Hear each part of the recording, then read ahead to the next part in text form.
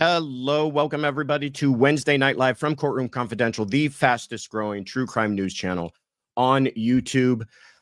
Hello, everybody. Hello, everyone in the chat. Afton and Jody and Northwest and Angie Hilton. Wow, we got a lot of new members. So good to see all of you. So good to see those new names and faces. Jody says another great live. Love Joel. I know we're all here to talk to Joel. He's waiting for me to introduce him. I'm just going to try to steal a little bit of the attention before he comes on. Joy W says good evening. Special K says hi, good evening, everybody. Thank you for spending some of your Wednesday night with us. It has been a busy week for me. I was in court most of yesterday. Then I had like a late dinner business meeting. I'll just make it sound flashy like that. I have a murder prelim that I'm supposed to start tomorrow. Not sure if that's actually going to happen, but it's been a chaotic week, but I've been looking forward to this. So thank you, everybody, for being here. For all the new names, let me just take a moment to introduce myself. My name is Joshua Ritter. I'm a former prosecutor with the LA District Attorney's Office. I was there for 10 years, and now I'm a criminal defense attorney. I've been that for nearly as long. This is Courtroom Confidential, and we try our very best. The objective and mission of this channel is to try to present to you both sides of the courtroom as best we can. Tonight, we're going to be talking about Bryan Kohberger with our special guest, Joel Waldman from Surviving the Survivor.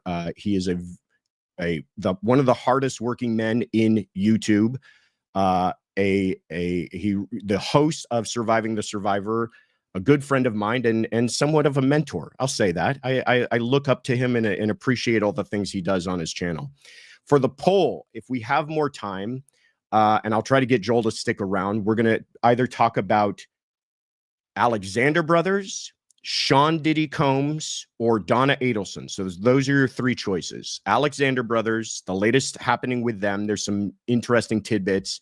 Sean Combs is starting trial next week, but Donna Adelson had a hearing today. And that's really the one to me that is most interesting because Joel has some insights on that.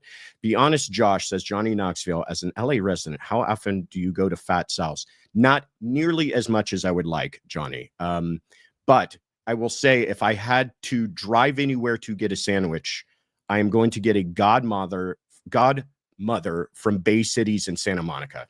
If you know, you know. And then everybody stick around because we hit 30,000 subscribers. We are so grateful to all of you. So that means we're doing a giveaway. So stick around to the very end. We'll give you details on what that giveaway is, but hit the like button, hit the subscribe button. I'm going to shut up and I'm going to go ahead and now introduce my good friend, Joel Waldman. Hey, buddy, how are you? I am excellent. One of the kindest things anyone has ever said about me with the mentor thing. I don't know if it's true. Oh, absolutely. One of the things I was thinking about that. I'm like, a lot of what we do, I think, how would you guys handle it and how would Joel handle it? And so I do look at you that way. And I appreciate you, all the help. You answer the phone as much as you can, answer text as much as you can when we have questions. I remember when we first even decided, hey, we're going to start streaming, I had no idea what that meant or how to do it. And I called you up and I'm like, what exactly? No, walk me through it like I'm a child. What exactly do we do and how do we get it going?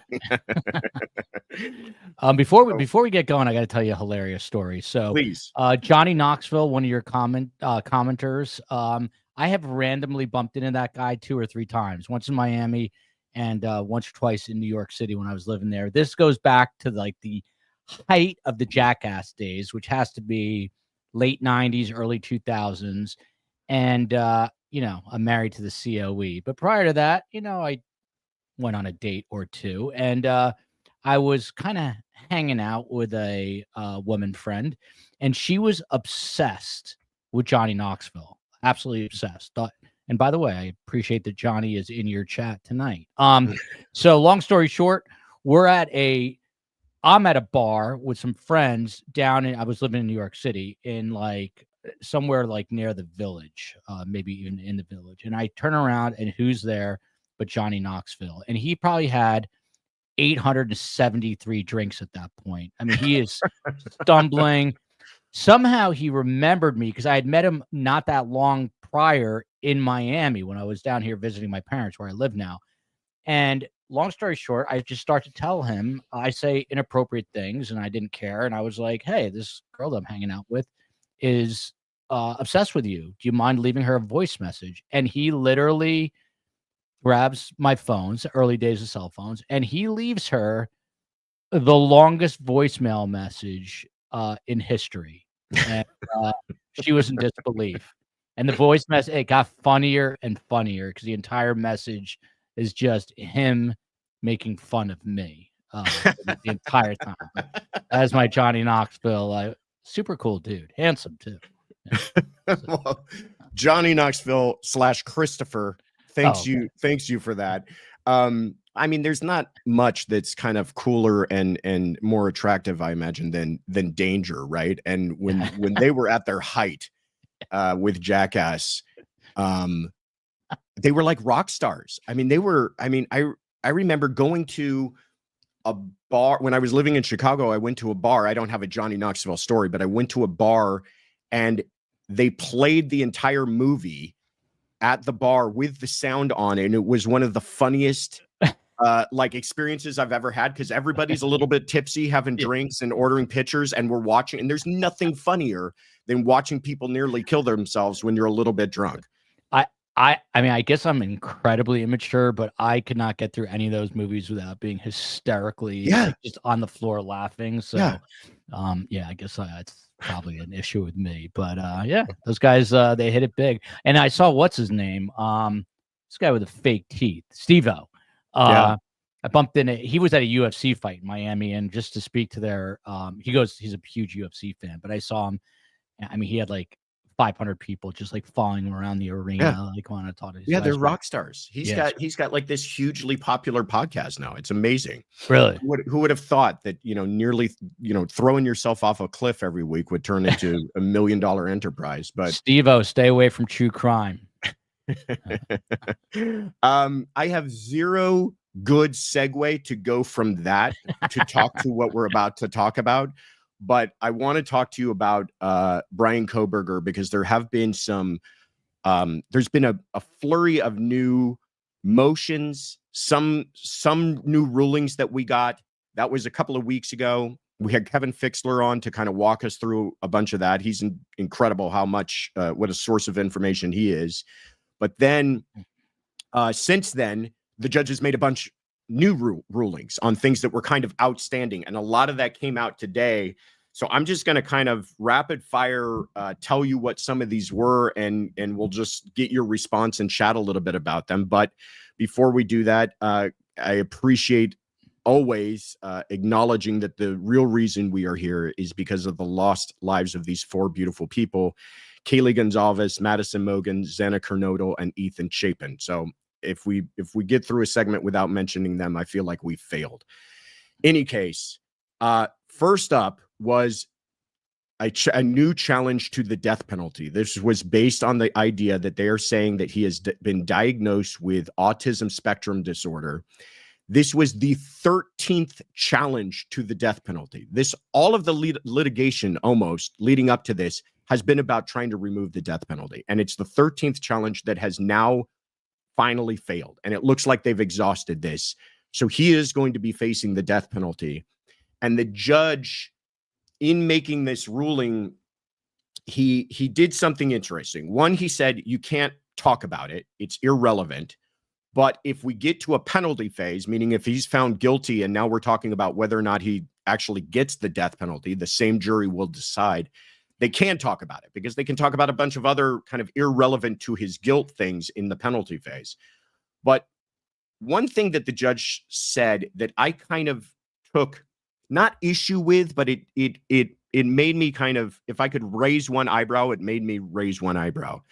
And he said to allow it essentially invites the jury to consider his character. I agree with that. But he's saying, if anything, presenting evidence of the defendant's autism will focus the jurors even more on his behaviors than they likely would have noticed in the first place. So he's saying, because they wanted to just bring it up, his defense, by saying, hey, if you may notice our client behaves differently or doesn't react the same way as others might, that's because he has this diagnosis of autism spectrum disorder. And we just want to let you know that. Here's why I kind of have an issue with it. Jurors do notice that stuff. I mean, I've been in plenty of courtrooms where anything of any kind of significance happens on the witness stand, and 12 sets of eyes immediately go look at the defendant. And if the defendant is not responding appropriately, they're going to think about that. And I kind of understand where the defense is coming from and saying, hey, we just want them to know that he's going to maybe respond differently than you might otherwise think. What are your thoughts? I think they're caught between a rock and a hard place. And by the way, I did my research, and one of the go-to papers for this, and you mentioned him already, Kevin Fixler, shout out to him. He's definitely the reporter of record, and he works for the Idaho Statesman. But I'm reading the article, catching up on this, and I see you quoted there, Ritter. So you're the man, you're the expert on this. But I did a double take when I saw that number, 13 attempts at striking the death penalty. And your quote in the newspaper was something like the defense, their main objective here is obviously to prevent him from being put to death, which is probably, in my opinion, close to all but certain if he's convicted of this crime. But I mean, the last two attempts, I think, were pretty sad and pathetic, for lack of two better adjectives. You mentioned the autism attempt. This is a diagnosis that no one really had heard about prior to this. But if you recall, that selfie came out, that super creepy selfie of him in the shower. And I honestly don't know. I think the selfie predates the autism motion, for lack of a better way to describe it. But I think they saw that photo, or that photo came out, or it came up at that point, and they were like, "Uh-oh, we've got a problem here." I was watching, even though I'm keeping STS a Karen Reed free zone, which is a whole other topic. I am paying attention, and there was analysis today for like a half hour on a competing network that doesn't really compete because Ritter's better. And they were literally just talking about Karen Reed's eye movements and facial movements. And so you know this better than anybody, Josh. I mean, you're a criminal defense attorney, former prosecutor. So if you have a client or defendant in that chair, everyone's watching them. And this is an awkward dude. So I think they've got to make an attempt to call it out. But now if you call it out, it's like you're bringing attention to it, right? So that's the problem. That's what the judge is saying.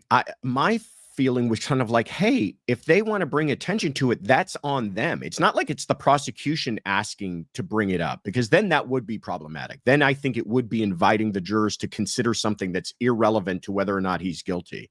But if the defense is saying, we want to bring it up, and the reason we want to bring it up is to explain how he's going to behave himself here in court, I kind of am like, all right, well, then you guys, as long as that's what it's limited to, because you certainly don't want the jurors them trying to garner some sort of sympathy or some sort of, collateral consideration just because he happens to have this diagnosis. But yeah, I mean, that's an excellent point with Karen Reed. The court TV or whoever's got the pool cameras in there moved their cameras just so they could plant one right in front of her to watch her, because they know, as much as the jurors are doing it, everybody at home wants to see what this woman is doing and how she's reacting to everything that's happening on the stand.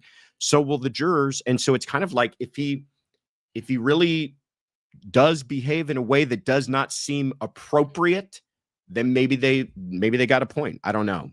Yeah, it's also, I think an interesting point to make. It's also much different a lot of times on TV than it is in person. I happened to be in Canton, not during the trial, for the first trial, not during actual, a court day. But I swung in there, and it's a tiny, you can tell it's tiny, but you can't tell how small it is. Yeah. So the bigger point I'm making is that, I always find things to be much different when I'm actually covering them, like three-dimensionally. So I don't think Coburger has done anything outlandish to this point on camera while in the courtroom. But it's hard to tell what he's doing some of the time, because the camera is not constantly on him. Jurors, however, can be watching him continuously or noticing odd things that he does or a lack of eye contact. And yeah, I guess it's kind of like the elephant in the room is, do you call that out? Now, the whole issue with this is, I guess, a question from me to you is it can't be an aggravating factor as it pertains to the death penalty, but a mitigating factor. What does that mean in English? When they get to the penalty phase, it becomes much more broad. During the guilt phase, you're not supposed to consider who the defendant is character-wise. You're just supposed to consider, did they commit this crime or not? When you get to penalty phase, it's wide open, and it becomes much more about who is the defendant. Do they have a long criminal history? Have they ever committed other crimes? Have they ever, have they done a bunch of good things in their life? I mean, those are factors in mitigation and factors in aggravation. It becomes much more kind of freewheeling and open as far as what they'll allow the jurors to consider. So the judge is saying, obviously, the fact that he has this diagnosis cannot be some sort of aggravating factor. In other words, you cannot argue that somehow he deserves the death penalty because of that. But they can argue that, listen, because he has this diagnosis, you should consider that in his ability to, and then that's where it gets confusing. What? In his ability to make decisions, in his ability to act appropriately, and his ability to know the difference between right and wrong. I think they're treading on some dangerous waters there if they start to argue that towards autism, but they're going to be allowed to get into it. Yeah, well, if we get into Diddy tonight, some of the stuff this defense is going to try to pull sounds absolutely to me ludicrous, but we'll get there. But yeah, look, you got to have a defense, right? But I think one of the other things, and Josh, I don't know if you're getting to this, I think maybe more recently was Ann Taylor, who's the attorney here for Bryan Kohberger, basically whining to Judge Hippler, saying there she is, that there's too much discovery for her to go through at this point, right? So, I mean, when you hear, Josh, when you hear that as a criminal defense attorney, but a former prosecutor, the judge did not take kindly to that at all. He's like, look, that's your problem. What they're trying to do is, so Lori Vallow's case, remember, they didn't pursue the death penalty against her. And that case got thrown. She went through a period of questioned competency, and that kind of threw her timing off differently from Chad Daybell. But when they got back on track, the argument was made, there's too much discovery. She's not waiving time. So therefore, there's not enough time for the defense to be prepared to defend her in a death penalty case. And the judge found that was a reason to remove the death penalty. And so the Coburger folks have said, oh, that's quite an argument. Let's make that argument here and see if that has set a new precedent. And apparently, and Taylor's making that argument in other cases that she has as well, that like, you have not given us enough time before trial to get through all this discovery. Therefore, you shouldn't be able to pursue the death penalty. Like that smart lawyer from California was quoted in the newspaper in Idaho of saying, I think this whole case has been about the vast majority of their efforts have been about just trying to get the death penalty off the table.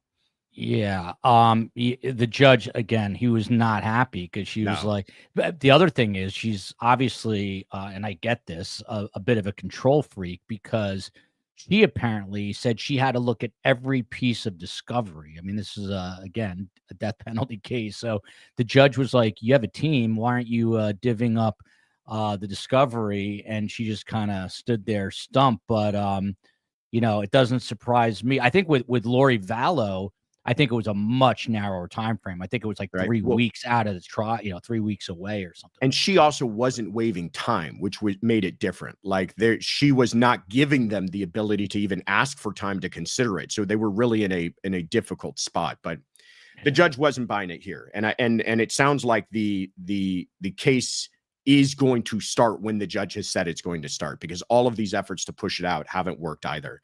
We had that picture, Kaylin, if you don't mind, of the selfie, because that brings me to my next point. You kind of alluded to this. The other decision that was made by Hippler was they had tried to challenge the idea of bushy eyebrows. And Hitler said, no, that's coming in. The description by one of the surviving roommates of describing the person who was inside of the home being all dressed in black, general description of height and build, but one remarkable feature being bushy eyebrows. Hitler said DM is the initials that court is using for this person, so I'll go ahead and do the same. DM's testimony about bushy eyebrows is highly relevant to this case. DM is the only eyewitness to the intruder responsible for the homicides. It is the jury's task to determine whether the defendant is that person.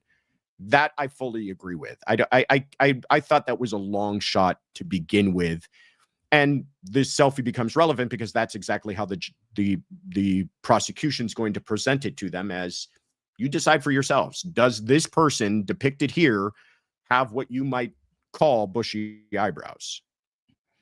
Yeah, I mean, I would think it would be kind of crazy to omit that from testimony, because this is an eyewitness, albeit it sounds like she was obviously will be and was traumatized at the moment, probably not thinking correctly. And by the way, she takes a lot of heat on in social media circles because it took the two surviving roommates a long time to call 911.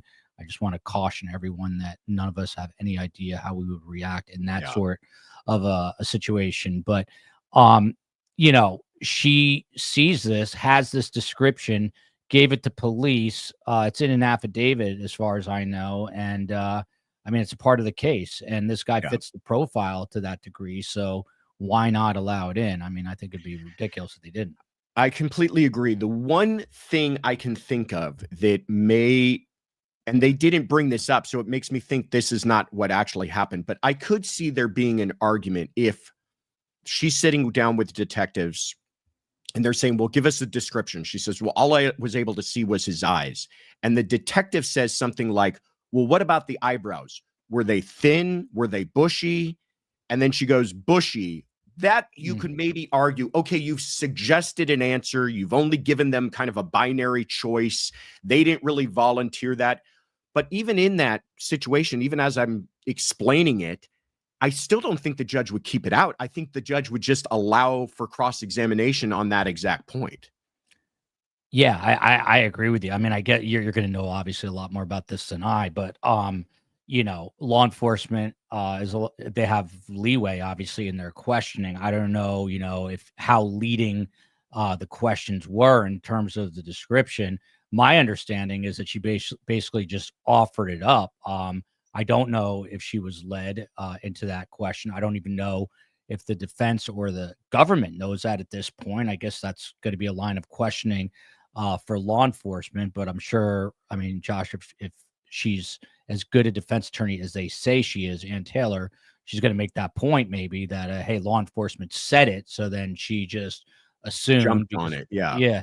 That's the case. By the way, I also, and I don't know if I read this correctly, that Ann Taylor, I guess, has an other capital case running concurrently with this. So, I mean, she's like a lot. Very busy. That seems like a tremendous amount. And that's why Kevin Fixler, when I was talking to him about this whole strategy of trying to say they don't have enough time for discovery and asking for that to be a reason to disqualify the death penalty, had mentioned that she's trying that same argument in both this case and the other capital case that she has, that it's just kind of like they're seeing wherever this works, if this established some sort of new precedent in Idaho. So, well, I hope the other one's before another judge, not the same judge.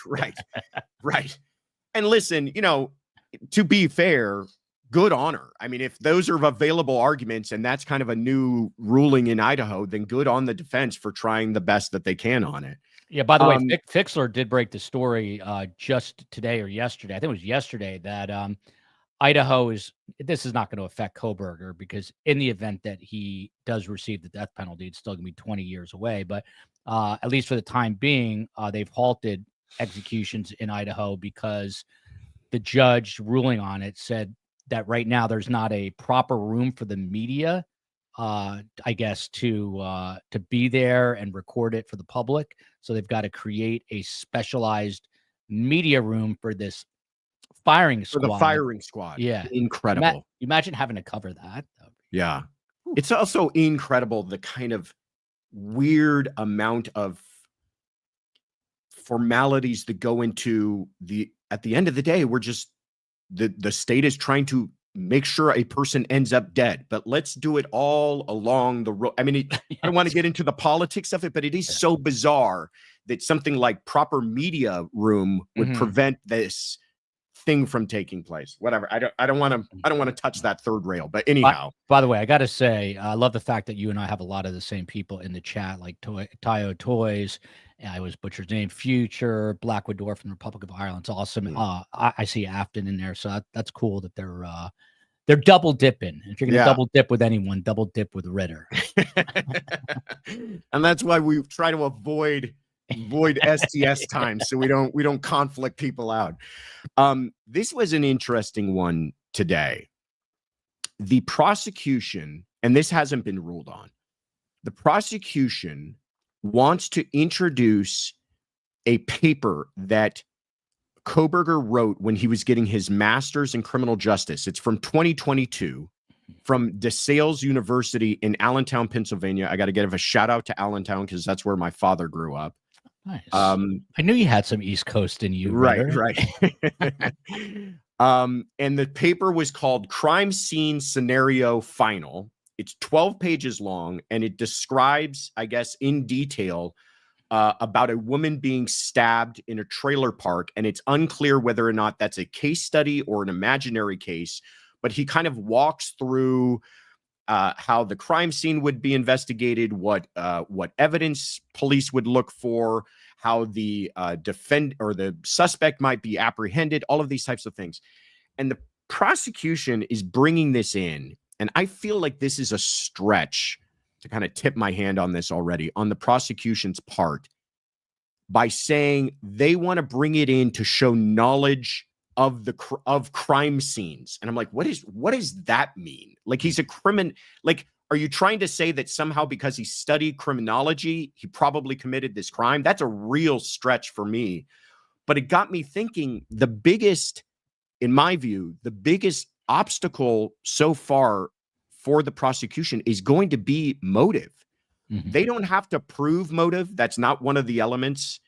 But if they don't give the jurors some reason as to why he picked these individuals and why he did this, I think that's going to be a lingering question for the jury. And so far, I haven't really seen a good answer presented by the prosecution. That's a great point. I mean, I heard about this. I have not.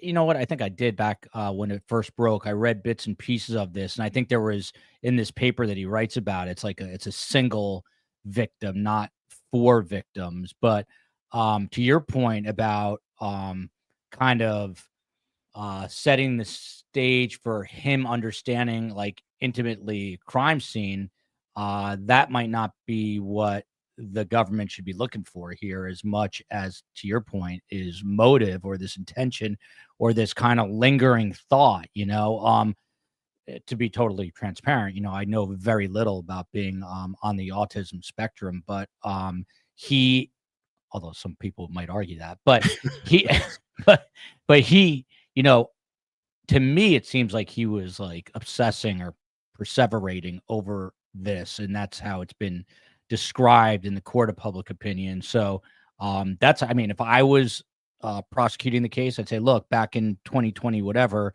at DeSales University, this guy was writing about this. This has been on his mind, and he had to finally carry it out or act on it, in reality. And that's how we ended up here, as opposed to using it to point out the crime scene stuff.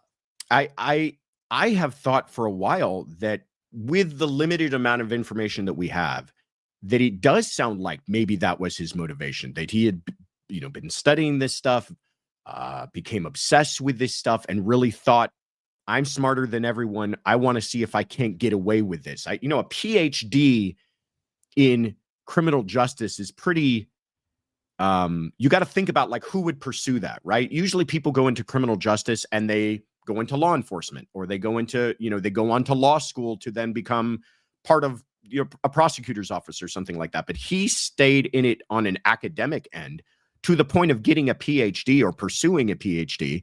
So that's somebody who's very, very interested, I think is the most diplomatic way of saying it, interested in crime and who commits them and why they commit them and what law enforcement uses to solve them. And I thought maybe that's his entire motive. But I don't know, is that a convincing motive to jurors, right? I mean, they're going to, the biggest question, or not the biggest, one of the questions the defense is going to pose is, why in the world? This guy didn't live near them. He didn't go to school with them. He had to, even according to the prosecution, he had to drive how many different miles to get there to some random house that he's got no connection with anybody in there. Why? And again, even though that's not an element of the crime, it's a big question, and I think jurors might have a problem with that. I think you're probably 100% right. I mean, there have been all kinds of, rumors out there, nothing more that he was stalking one or more. And I've heard both Kaylee and Madison as being potential targets, more Madison Mogan than Kaylee Gonzalez. I don't know if they have, if the government has more than what we know about. But yeah, I think people are going to definitely be curious to understand why. I think Pullman's like 7 or 8 miles away. Why would he drive to this particular house? And look, all these big cases, Karen Reed again, you get these conspiracy theories, right? Yeah. And already there's a gazillion people out there who are like, this guy's innocent. He obviously deserves his day in court. But I would say that the evidence right now is overwhelmingly against him. And he's got a major uphill battle. One last point about DeSales. I think one of the most interesting things about this is, and I think it's because I became, friends with Kerry, who's the BTK serial killer's daughter, Kerry Rawson, and Catherine Ramsland, who's that was Coburger's professor, wrote a book about BTK with BTK, the serial killer. And she has not ever said a word about this, to the best of my knowledge. But she will, I think she's going to be called as a witness here.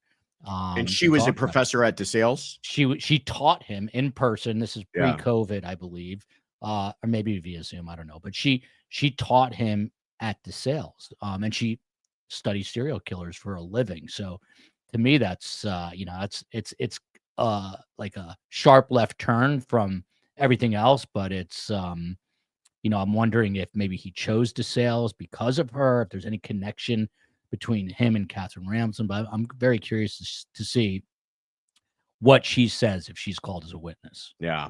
I've heard again in the kind of conspiracy sphere that there's even theories that maybe he had become obsessed with that professor, and this was like an attempt to impress her or something, to show off to her how he could commit one of these perfect types of crimes, which again, even if there's evidence to support that, how hard of a sale is that to a jury? Like, I could just see jurors being like, because here's the problem too with the prosecution. If they do present a motive, it better be something kind of believable, because if it's not believable, then you're going to have jurors going, well, now that just doesn't make sense to me. Like it's kind of like if you're going to go for it, you better have a good reason in going for it. Yeah. I'm looking at the chat, and Jimmy McNutty, trial watcher since the OJ days. And I know that because he double dips in my show, but I love Jimmy. I met him at my book signing. But what do you think about this, Josh? If they didn't get that touch DNA, which is on that knife sheet that people believe was accidentally dropped behind, is this still a cold case? Do you think that they never would have been able to connect Kohberger? Because it seems like he cleaned up so well. If he did it. Well, first of all, it's a great question. Second of all, it's a wonderful segue to my last point we were going to talk about on this, which is the transfer DNA. And I appreciate you, Jimmy, for asking that question. And I think absolutely. I don't think there's solving this case without that DNA. Wow. And even if they were able to find him as a suspect through other means, let's say they just did a tremendous amount of work on the White Elantra or whatever other leads they had at that time, and they were narrowing it down to Coburger as being one of their suspects, I don't think they have enough to charge him without that DNA. The DNA is the cornerstone of the entire case to me from the prosecution, and the defense thinks so too, because they spent If they weren't talking about the death penalty for the last several months, they were talking about the DNA, and they were trying to challenge it. And they were saying this IGG is a bunch of hooey and we shouldn't allow it. And it's, abusive of our constitutional rights and blah, blah, blah, blah, blah, and on and on and on. And they lost every single one of them. And so their only other option is now they've got to come up with some sort of innocent explanation as to how their client's DNA ends up on a knife sheath found at the crime scene of a stabbing, right? Yeah.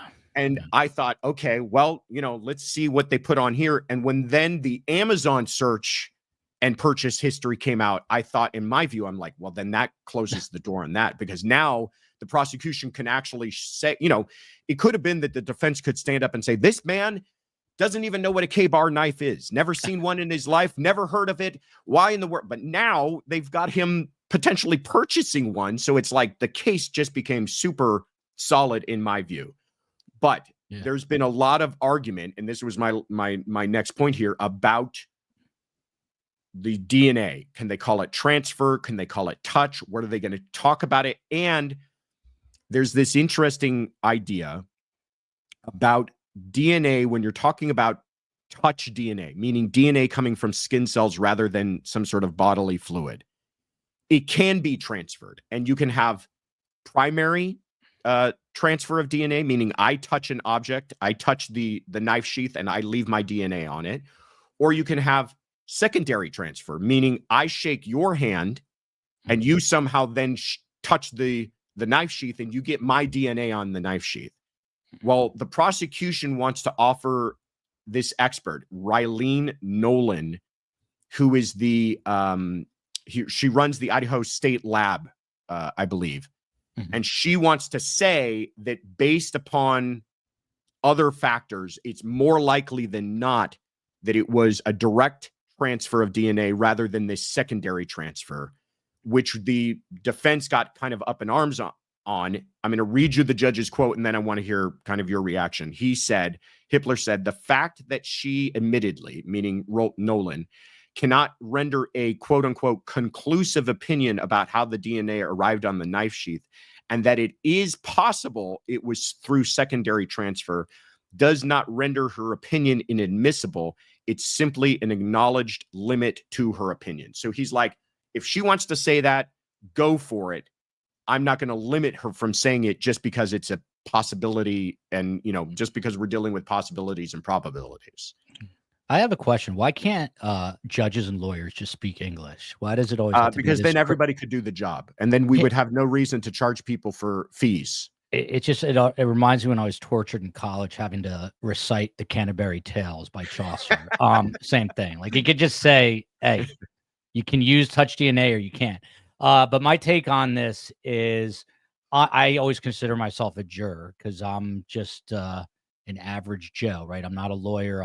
Although I'm hearing more and more lawyers getting called into jury duty, which always amazes me. But look, if I hear that this guy's DNA, touch DNA, whatever, you can give me 10,000 explanations, secondary DNA. But if I'm a juror and I'm finding out from an expert that this guy's DNA, which has a whatever 1 in gazillion chance of being on this knife sheath, to me as a juror, I don't think it matters that much whether it's touch DNA, blood DNA, what are the chances that the person whose DNA lands on that knife is because Bryan Kohberger shook his hand at a restaurant in Moscow, and now this guy goes there and kills these people, and so Coburger, having shook this guy's hand, now Coburger's DNA. So I don't know. It's a lot. It's a bridge too far for me. You make an excellent point, and I think that's how it's most powerful for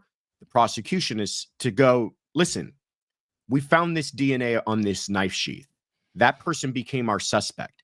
And then we went about doing everything possible to eliminate him as a suspect. But there wasn't anything because he doesn't present an alibi as to where he was.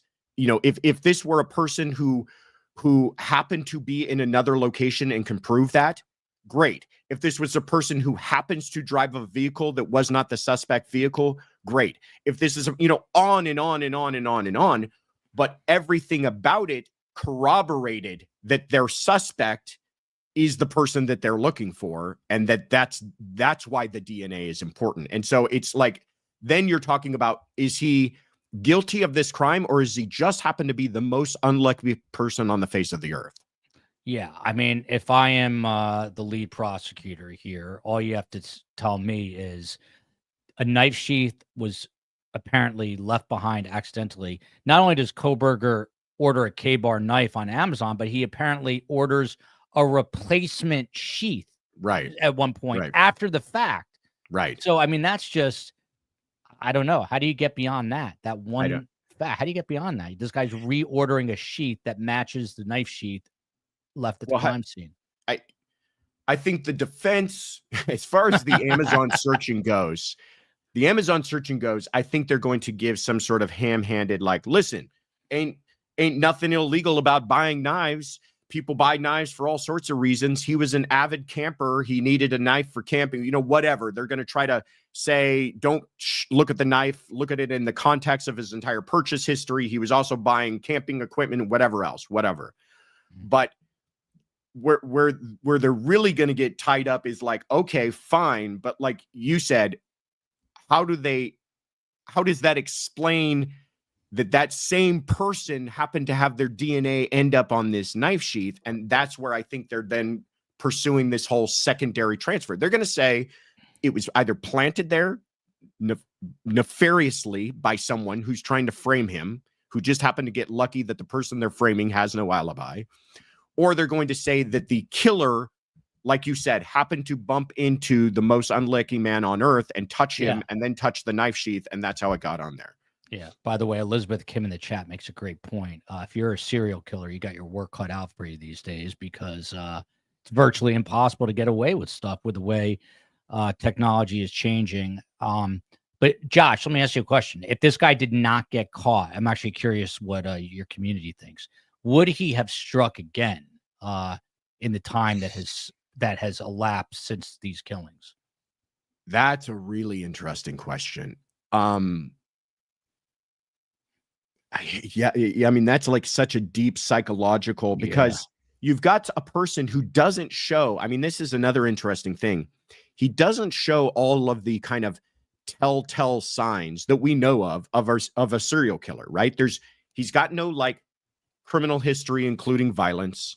We haven't heard anything about violence towards animals. We haven't heard anything about abusive family home, all of these kind of things that are like, oh, that's what you see in these people who turn into serial killers. You've got this person who out of nowhere apparently brutally murders. I mean, we're not talking like, I can't imagine a more intimate, visceral way to kill people. And he takes out 4 people in one evening.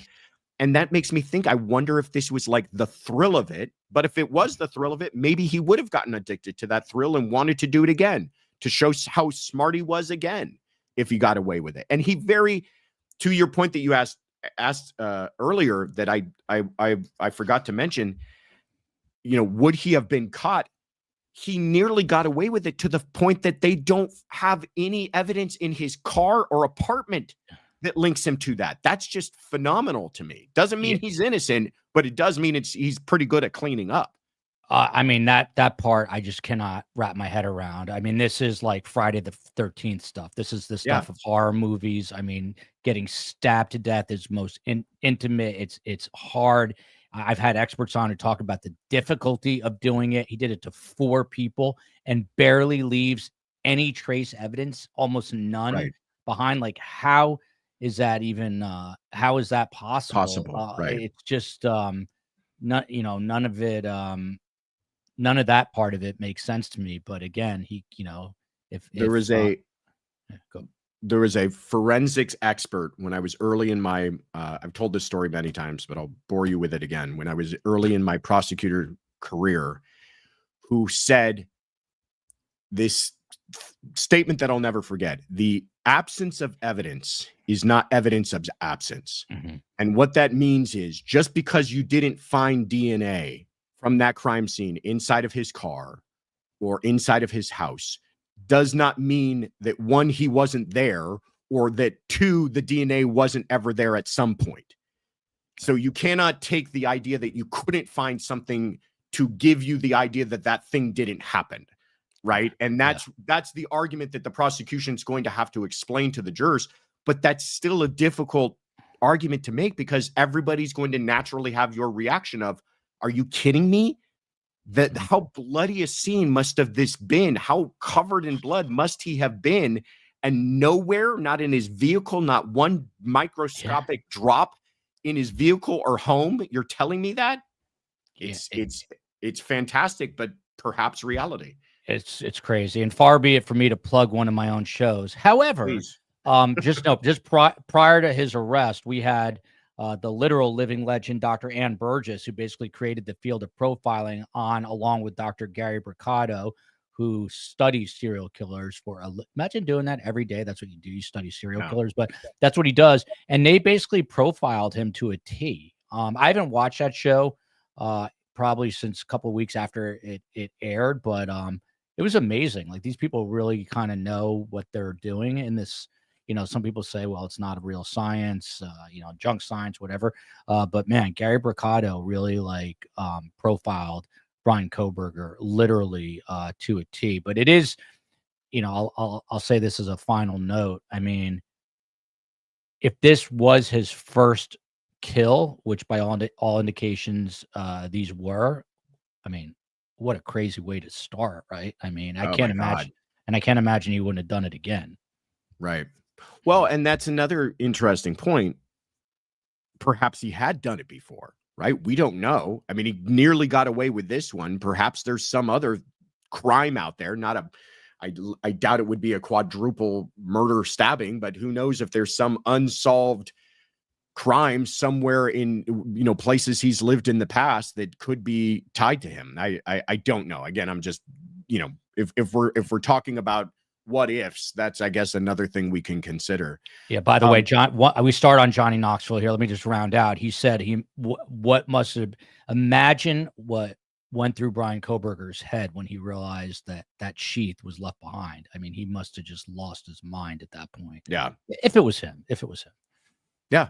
I mean, he must have thought to himself, and I bet you that thought arrived after he took that selfie, because he looks pretty pleased with himself in that selfie. Yeah. But he has to. Yeah, I mean, to the point that he thought about it enough that I think you can draw the conclusion that's why he was searching for a replacement, because he thought, I don't want to have to explain where did my knife and sheath go.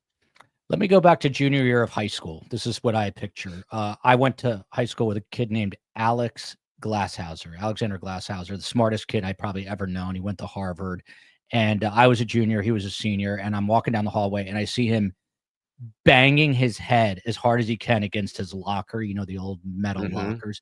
And I'm like, Alex, what is up? And he's like, I missed a perfect score in my SATs because I missed the first math question on whatever. So it was like, 2 + 2 = 4. And he was just sitting there wanting to literally bash his head in. So that's the image I get of Bryan Kohberger at his locker going, oh man, I can't believe I left that knife sheath. But yeah. Well, it's a case that I know you've got plans to go up there. I've got plans to go up there, at least to try to watch opening statements. And it looks like we can keep our travel plans because the judge, despite all of the requests from the defense, sounds like he's marching towards that trial date, and he's now made a bunch of rulings that are getting them set up for trial. So I expect it to happen. I can't imagine what they could bring up now that would cause for a delay, but that is an excellent segue to talking about Donna Adelson. But first, I want to talk about, I want to see what the results were from our poll. And I'm hoping it's Donna Adelson, because even if it isn't, I'm going to kind of cheat and ask you to talk to us about Donna Adelson. But do we have our poll results, Kaylin? Please and kindly, because I get yelled at if I don't speak very nice. Oh, Donna won with 60%. Thank you for that, Kaylin. Nothing brings me more joy than watching an other YouTube host being yelled by someone. So. What am I? I'm screwing you up, Kaylin. Here we go. 60% for Donna. Good. So talking about delays in trials because they're not ready to go.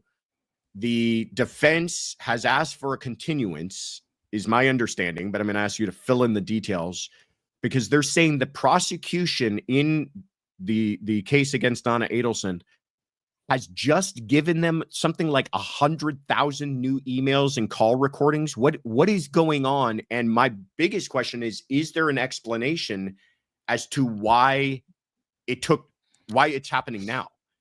Yeah. So just a 30-second or less explanation for those who have no idea what we're talking about. Dan Markel was Harvard educated, undergrad and law school from Toronto. There he is. He's in his driveway back in July 2014, gets shot in the head twice. He dies 9 hours later, which is extra sad to think about.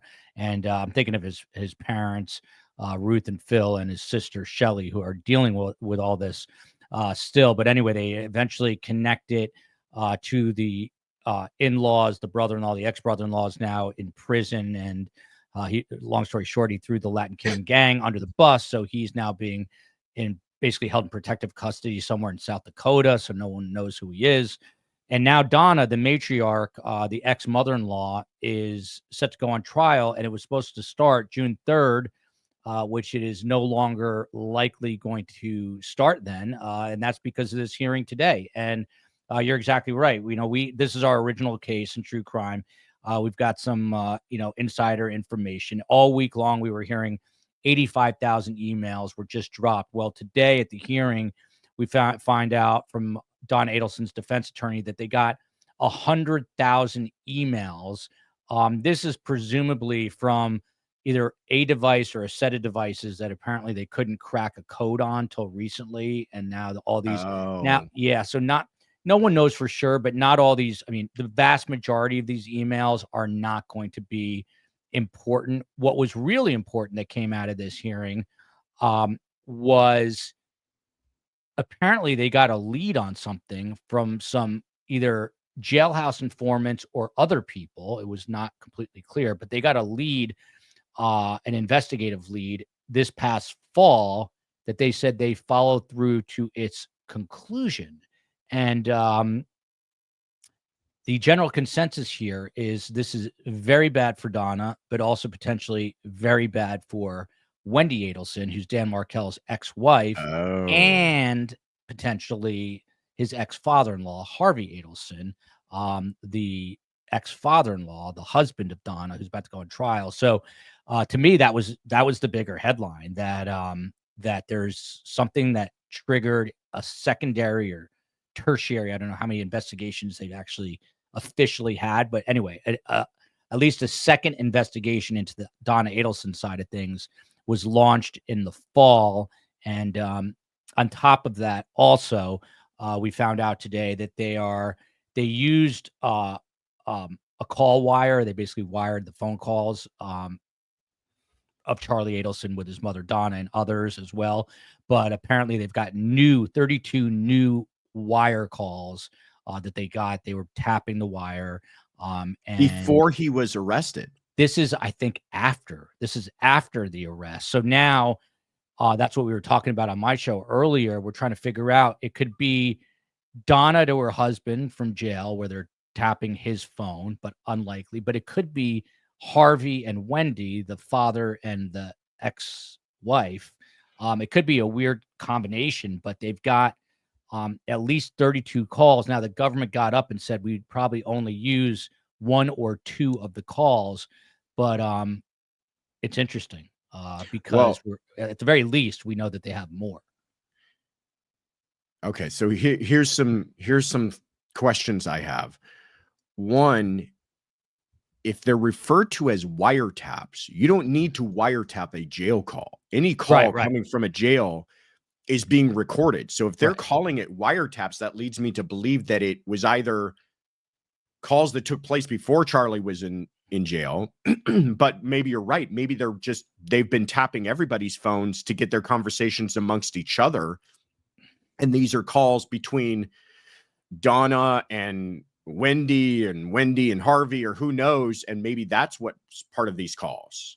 Yeah. I mean, to your point, we talked about that today. And, all jailhouse calls are recorded, and people, for whatever reason, you know this a lot better than I, Josh, but people talk on those jailhouse It's calls. incredible. Yeah. It's incredible. But these, this is the obvious implication, because their wires is that they got them, from an outside source, which means that Donna probably wasn't on them. But does that mean Wendy's talking to Harvey? Is Wendy talking to somebody else? Is Harvey talking to somebody?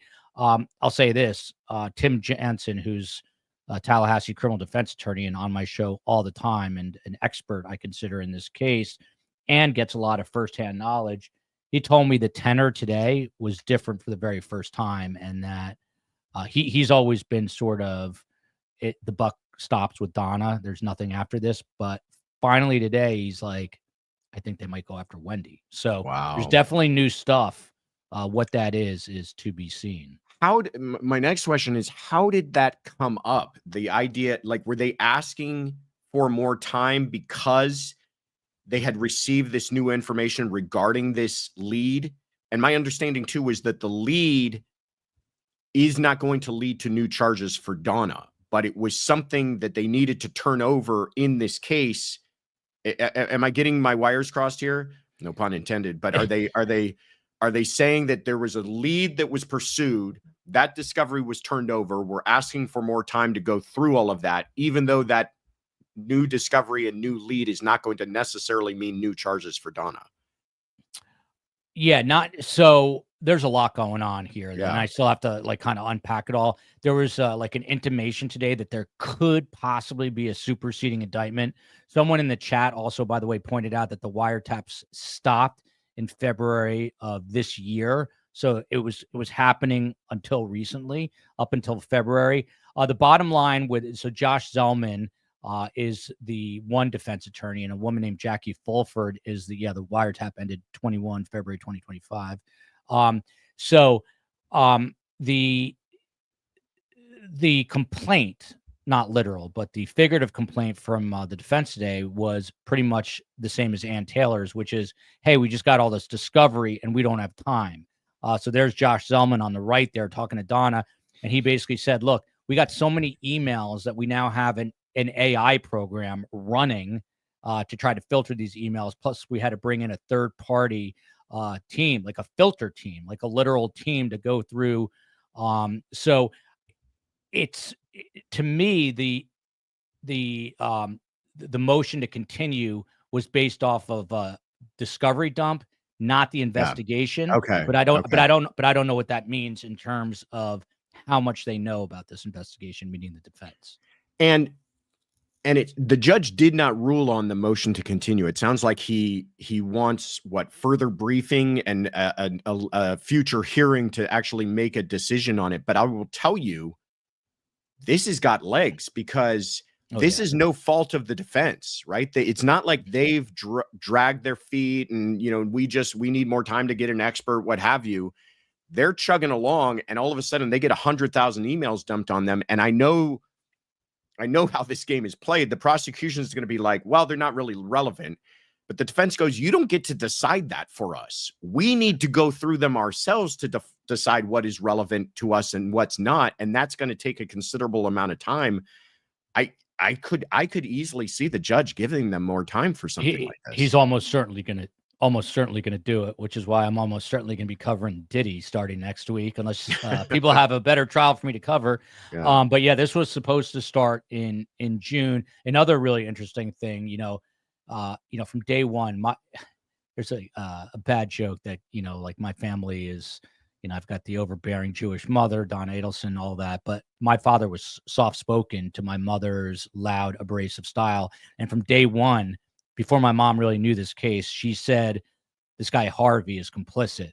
She's like, I know this dynamic. He knows exactly what's going on. Well, one of the other things that we found out today is that they subpoenaed his Zelle activity with his bank. So they've got a money trail on him too.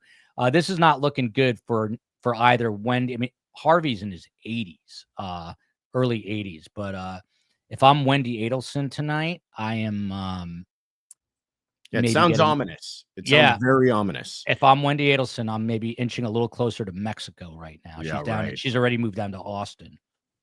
Yeah, not So. not close enough and not far enough. I've been looking through our questions and it sounds like we've answered a lot of them, but one question has gone unanswered here. That's for you, Joel. From Lee T says, important question for Joel. What do you call Donna's hairstyle today? This is a little inside baseball for STS people. The COE. So, there's all these crazy rules with you lawyers and judges, Josh Ritter. But basically, there was a question. There's a pool camera, and these pool cameras are so unreliable. So the COE called the courthouse, and we literally know the guy there. And he's like, well, there's going to be a Zoom, but you can't use the Zoom because the judge said can't have Donna on camera. So we didn't have it. But anyway, the COE, long story short, was able to view the Zoom, but we're not able to show you the Zoom.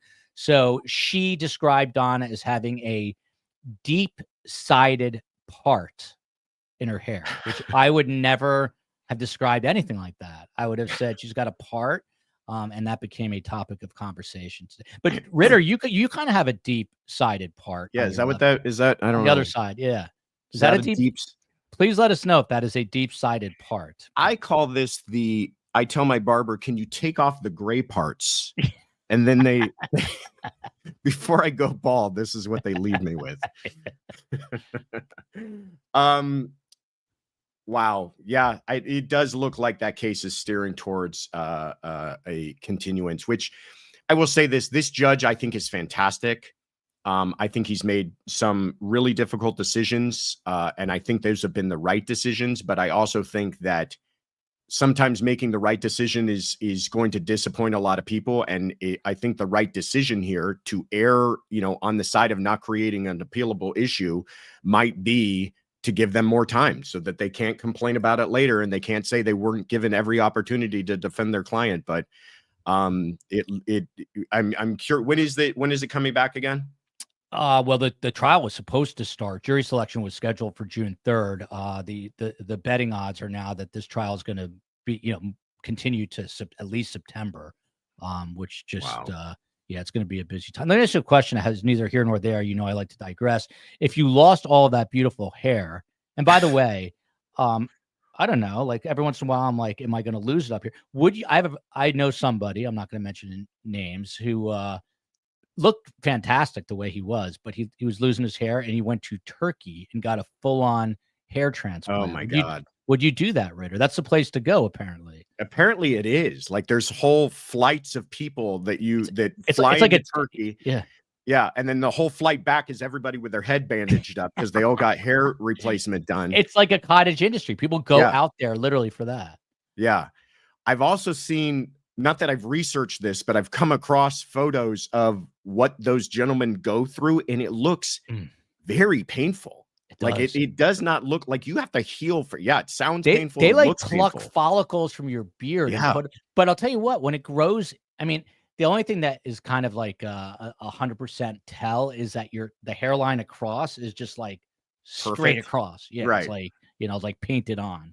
Right. But I think I'm vain enough that I probably would go to Turkey. So I feel like I might do the whole shaved head thing and just go that way. If I'd be that guy, the shaved head guy. I'm like not tan enough for that to shave my head. Like I'd have to really it would be a disaster. I'd probably just wear a hat every day the rest of my life. By the way, I wore your shirt to the gym today. The COE, and I absolutely loved it. It's got a great feel, man. Like a really nice. Thank you. Yes, buy a Courtroom Confidential shirt. I'm wearing one of them right now. They do have a nice feel. They're nice. They're nice shirts. I appreciate you saying that. Yeah, and by the way, it's like I think it's that color. Tiff would know for sure, but it gives you the appearance that you're working extra hard at the gym because it's like a light color, so it picks up every bead of sweat. A bead of sweat, yeah. If you don't walk away with that ring, yeah. So. Thank you. Here. Courtroom Confidential, STS, taking on the big issues like men's hair loss and the appropriate gym shirt. Joel, thank you so much for spending some time. I know how hard you work and how busy you are, and I appreciate you carving out time for us. What do you have coming up next? What are you covering for people that I imagine everybody here is already following you, but if they're not, what do you got going on? Thank you so much. Well, we're doing another Donna Adelson show tomorrow just to get more perspective from people inside Tallahassee. Every Friday now, we've got some of America's best investigators breaking down police interviews. We're going to have Phil Waters back. Scott Duffy is going to not be able to join, I don't think. But Surviving the Survivor at Gmail. I would love to hear from you guys. I'm looking for a trial to cover. Right now, I worked as an investigative reporter in New York, so I know people in the city, in New York City. So I'm thinking of going up there literally on Sunday night to cover Diddy. But I'll be totally transparent. I'm not like absolutely crazy about it. I think it's a fairly open and shut case. By the way, Ritter, this is real quick. I mean, his defense is going to be that he was a swinger. They're also now saying that the drugs had an effect on him. Diminished capacity was the latest one too. He's a swinger with diminished capacity. So if you're a swinger, you can R and D men and women and do. I mean, it's just like, how did these defense attorneys come up with these defenses? Well, they are defenses of desperation, I think. I mean, it's like when you realize how bad it is when you start leaking into the mental type defenses. It's like, okay, we've exhausted everything else. We're going down. We might as well say that he really didn't know what he was doing, which, good luck with that. The same guy who's running a media empire, a music empire, an alcohol empire, couldn't appreciate the consequences of his actions. It's not a good look. I mean, good luck with that, explaining that to jurors as well. Feel bad for me. Yeah. By the way, they're also, I mean, it's ironic. I'll just throw this in. I mean, they kind of used, I don't want to be controversial, but they basically said this has only happened to African-American men.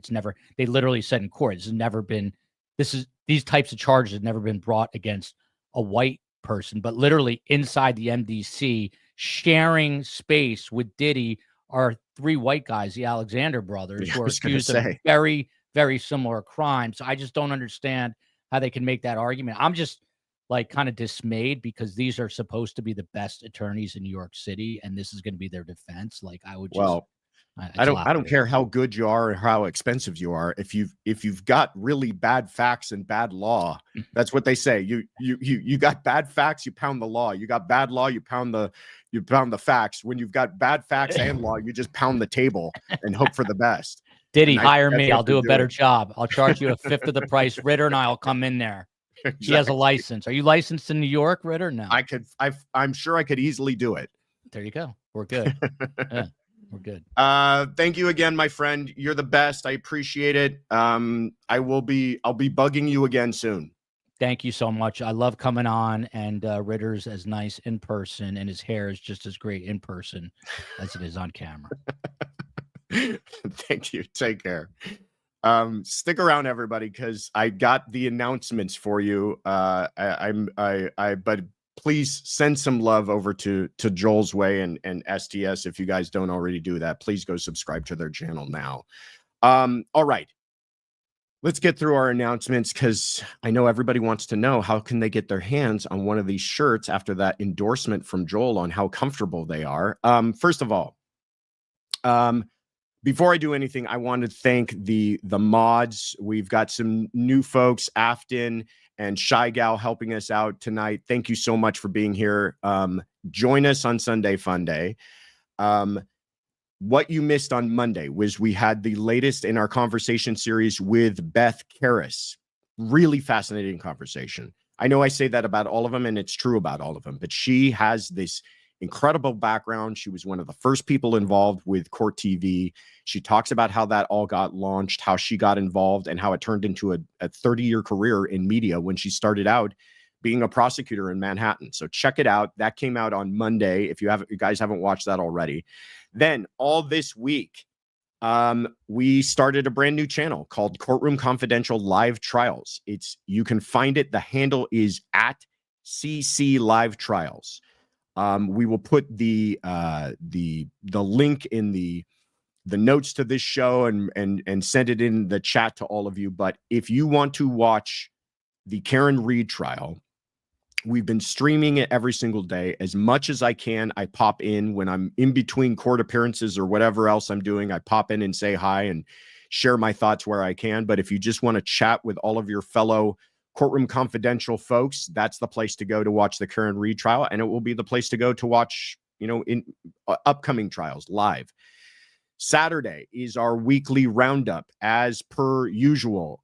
It will be at release Saturday, 6 a.m. Pacific, 9 a.m. Eastern for a live premiere where we round up all of the cases taking place this week. Sunday is another Sunday Fun Day. We're making it a weekly thing now.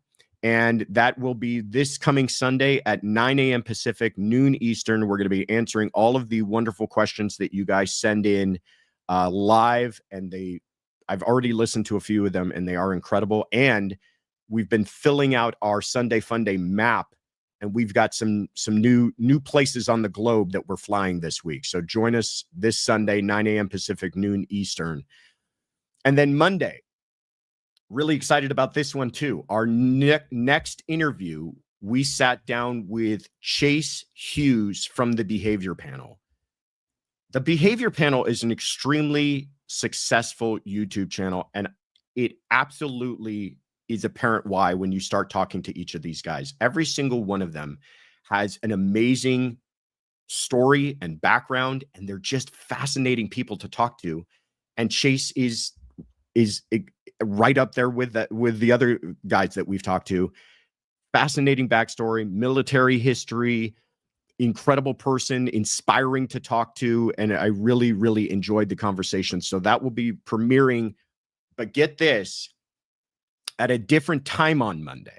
We're adjusting the time. And this was because of Chase's suggestion. He said, by the way, and we have talking about his channel, a large following from people in the UK. A lot of people from the UK watch our channel, and it might be a little too late for them if you premiere it at 5 p.m. Pacific. They're all going to be in bed.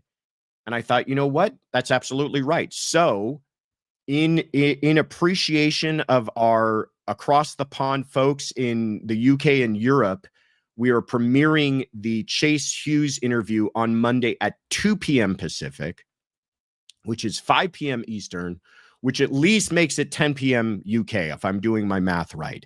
So at least it's not in the wee hours of the morning, and we hope that everybody who might be watching now, or probably not because it's too late, but people watching this on replay and hearing about the announcement in the UK and Europe will appreciate that. That's Chase Hughes this coming Monday, 2 p.m. Pacific, 5 p.m. Eastern for the live premiere. I'm going to thank our newest members, and then we're going to have our 30K giveaway announcement on how you can win. First to Candace Hoff, Oh Snap Sharon, Susan DG, Barb Russell, Cindy Has Pets, Johnny Knoxville, not the Johnny Knoxville, we're finding out, Danielle Rando, Spiteful Pelican, Marianne, Tina Lucille, Becky B, Stick Nick, Life Love, Mini Busy, Claudine Hare, Kyle Wells, CB Kansas, Marianne, Peanuts, Jill and Brian W, Eat the Food Tina, Sherry K, Jojo Tink RN, Big Alpaca Mama, and McCrage 94. Thank you guys all so much for joining the membership program here at Courtroom Confidential. All right. Because of all of your support, we have zoomed past 30,000 subscribers. We're very grateful for that. So, in anticipation, and Legal Cat Chi-Town, I'm guessing. Thank you for the new membership. Did I miss anybody else, by the way, Kaylin? Did I miss any other thanks I should be handing out? If we have those, Lee T became a member. Thank you. And Joanne M. Jedi Platypus, thank you so much. Suzanne is now a member for 5 months. Loves the combo. I love it too. I'm going to try to convince that man to do that more often. Farm Girl gifted a membership. Thank you so much, Farm Girl. if you, in anticipation of our Sunday Fun Day coming up, all you got to do is leave us a message with a true crime related question is how we're trying to keep it.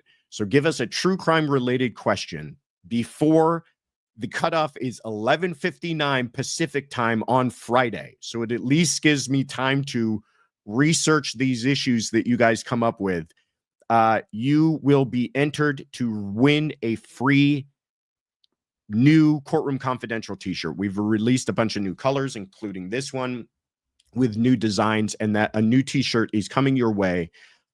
We will pick someone at random, and we're sending it anywhere in the world. So international, you win. We're sending it to you. We're going to make it happen. Thank you guys so much.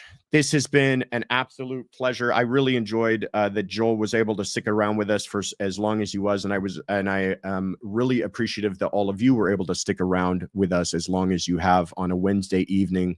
So thank you again. You're all wonderful. We will be seeing you for the live premiere on Saturday, but please, everybody join us for Sunday Fun Day, where we're going to be answering these questions and giving away a t-shirt for 30,000 subscribers. Thank you all, everybody. Take care.